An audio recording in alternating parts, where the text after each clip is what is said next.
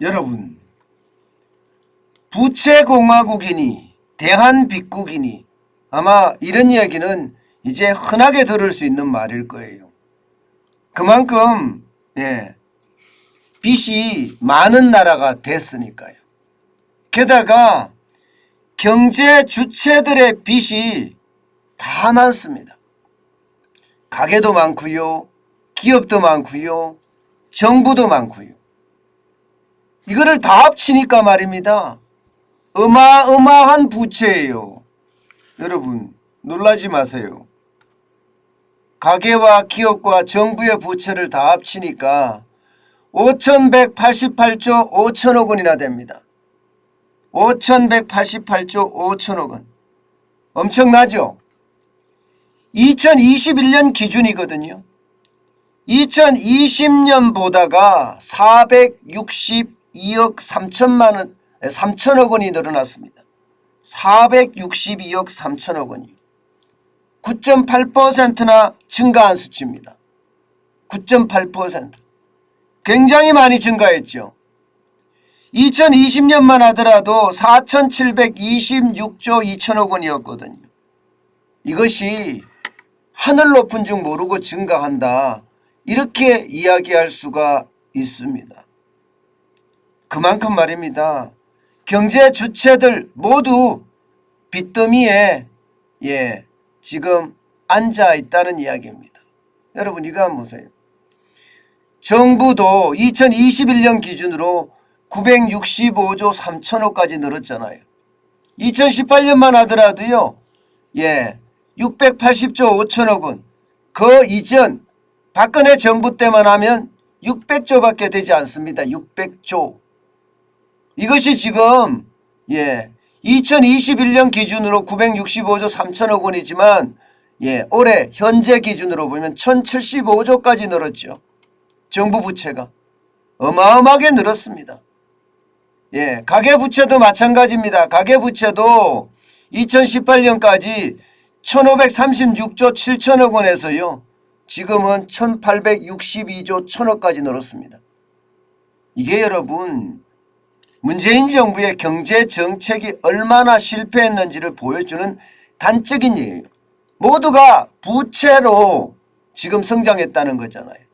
소득주도 성장 정책이 완전히 망쳤어요. 가게만 망친 게 아닙니다. 기업도 보세요. 기업도 2018년 1811조 2천억 원이 지금 2021년이요 2361조 1천억까지 늘었습니다. 2361조 1천억 원. 그러니까 가게든 기업이든 모두가 부채주도 성장이라는 뜻이에요. 부채주도 성장. 그도 그럴 것이 말입니다. 문재인 정부는 기업을 적폐 세력 삼아서 그야말로 못살게 굴었습니다.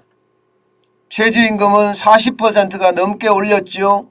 여기다 주 52시간제는 도입해서 기업의 부담 엄청나게 줬지요. 세제 혜택은 세제 혜택대로 다 줄였죠. 법인세는 법인세대로 올렸죠. 기업에 대한 비용이 늘어난 것은 한두 개가 아닙니다. 심지어 중대재해기업처벌법 같은 경우는요 기업에서 사망사고가 일어날 경우에 말입니다.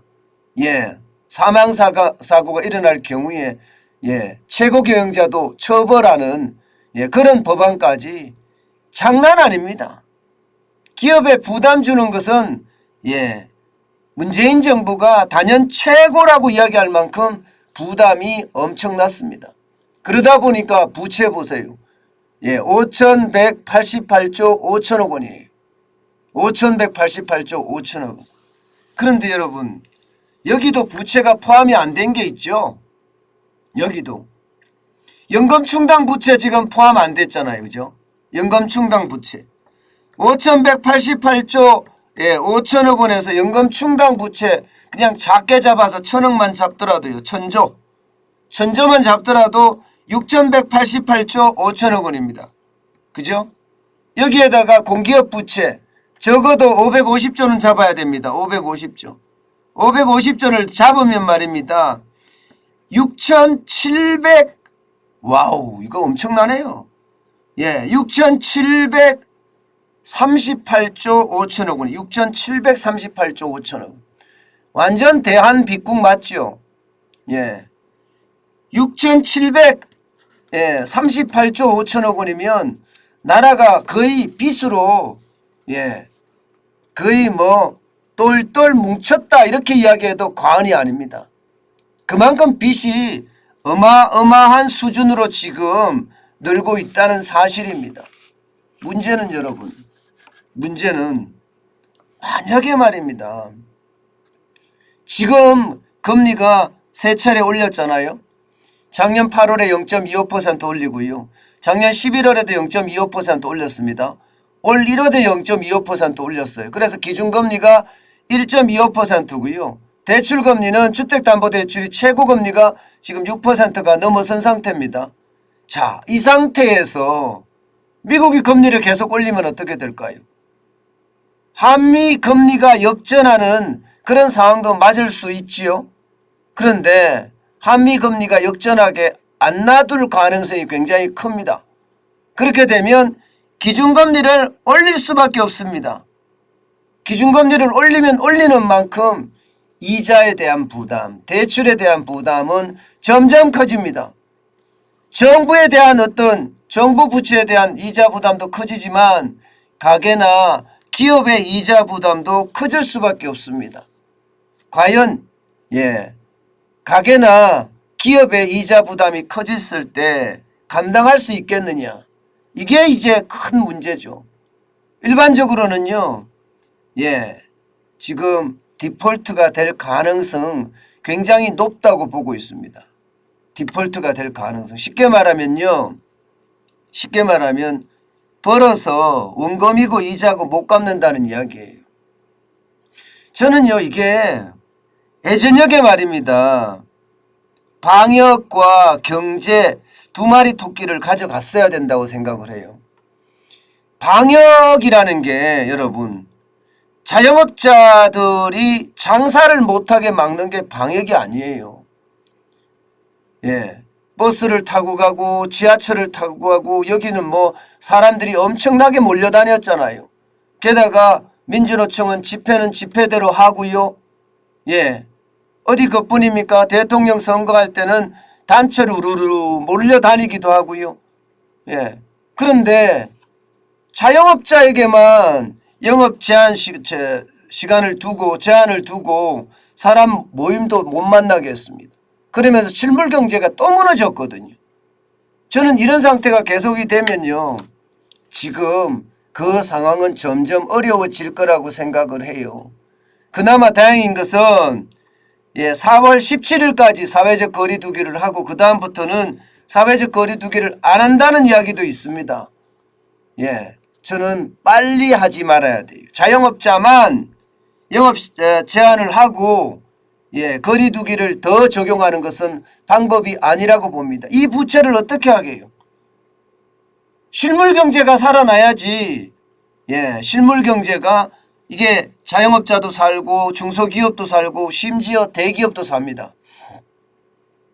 실물 경제가 죽으면요. 자영업자들은 당연하고요. 중소기업이나 심지어 대기업도 수출 대기업이 아닌 이상 그만큼 매출이 줄을 수밖에 없습니다. 저는 여기에 대한 부분 빠른 시간 내에 해결이 돼야 된다고 보고요. 여기에서 또 하나의 문제가 있습니다. 보시는 것처럼 순가처분 소득 대비 가계부채 비율이 굉장히 높다는 사실이에요. 대한민국은 200.7%입니다. 200.7%. 2008년까지만 하더라도요. 미국하고 우리가 비슷했어요. 2008년에 순가처분 소득 대비 가계부채 비율은 138.5%였습니다. 순가처분 소득 대비 가계부채 비율이라는 것은 내 쓸 돈 대비해서 얼마나 부채가 많으냐를 나타내는 거거든요. 그런데 그 당시 미국도 2008년이요 137.5%였거든요. 그런데 지금은 굉장히 바뀌었습니다. 미국은요 104.6%로 뚝 떨어졌어요. 가처분 소득 대비 가계 부채 비율이 우리는 엄청나게 올라갔고요. 거의 한 60% 이상 올라갔잖아요. 62.2%나 올라갔잖아요. 그래서 200.7%까지 올라갔으니까 이게 충격의 도가 저는 더 커질 수 있다고 생각을 합니다. 순가처분 소득 대비 가계 부채율이 높다는 것은 여러분 부채를 갚기가 힘들다는 의미예요. 점점 부채를 갚기가 힘들어진다는 의미예요. 그만큼 말입니다. 부채의 어떤 부담감이 커진다는 이야기고요. 여기에다가 속도는 또 얼마나 빠릅니까? 가계 부채 비율의 어떤 증가 속도도 크지만 국가 부채 증가 속도 보세요, 여러분. 대한민국 15.4%포인트나 앞으로 2026년까지 올라간다는 이야기. 15.4%포인트. 가장 높습니다. 15.4%포인트가 올라가면 66.7%가 됩니다. 66.7%. 2022년 현재 55.1%가 될 가능성이 굉장히 크다. 지금은 50.1%죠. 이게 이제 2026년 가면 66.7%까지 늘어난다. 그러면 부채의 어떤 증가 속도가 굉장히 빠릅니다. 체코는 8.7%, 벨기에 6.3%, 싱가포르 6%입니다. 홍콩도 3.8%예요. 35개국 평균이 마이너스 3%고요. G7은 마이너스 3.2%입니다. 그런데 대한민국은 15.4%포인트가 계속해서 늘어난다는 것. 이것은요, 나라 부채가 앞으로도 늘어난다는 거예요. 앞으로도. 이게 여러분, 문재인 정부가 모든 걸 제도화 시켜버렸습니다.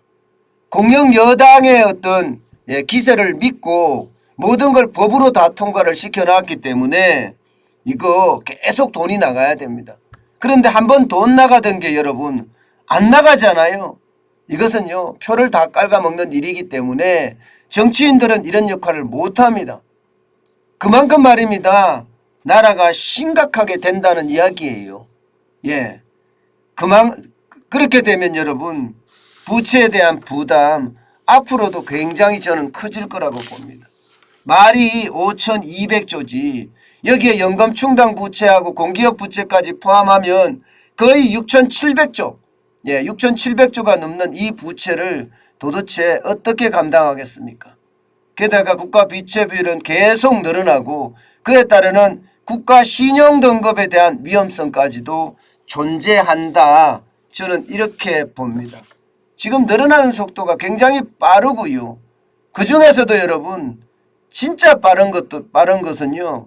이게 2021년에 5,188조 5천억까지 늘었다는 사실이에요. 이게 정부 부채도 가계 부채도 기업 부채도 저는 이 부채가 결국 말입니다. 우리 목에다가 칼을 갖다 대는 것과 다름이 없습니다. 그만큼 부채는요. 지금 우리한테 큰 아킬레스건이 될 가능성이 큽니다. 여러분 부채라는 게요. 이게 조금만 신경 쓰지 않으면요. 확 늘어나는 게 부채예요. 게다가 이게 욕심이 생기잖아요. 욕심. 지금 문재인 정부 같은 경우도 좌파 정권을 20년 100년 가져가겠다면서 돈을 5년 동안 계속 뿌린 결과 이렇게 된 거 아니에요. 게다가 방역 정책을 쓰면서 통제 방역 중심으로 갔기 때문에 이런 문제가 생겼잖아요. 이게 자영업자만이 피해를 입을 수 있는 실물 경제가 완전히 박살날 수 있는 그런 조치만 아니었다면 아마 부채가 이 정도까지는 안 늘어났을 가능성이 큽니다. 자영업자를 다 쉽게 말하면 코로나19를 확산시키는 원흉으로 생각했다는 것 이런 것들이 결국 말입니다. 부채를 이렇게 증가시켰습니다. 저는 이 부채를 갚으려고 하면요. 아마 모두가 다 고통을 겪을 겁니다. 그만큼 말입니다. 금리는 올려야 될 거고요. 거기에 따르는 결국 세금도 올려야 되는 그런 최악의 상황, 아마 여러분들이 앞으로 겪게 될 상황입니다. 참 그거를 생각하면 안 그래도 돈 벌기가 너무너무 힘든 세상에서, 그죠? 예, 이게 세금도 많이 낸다고 생각을 하면 벌써부터 두려움이 앞섭니다. 참 답답한 현실이네요.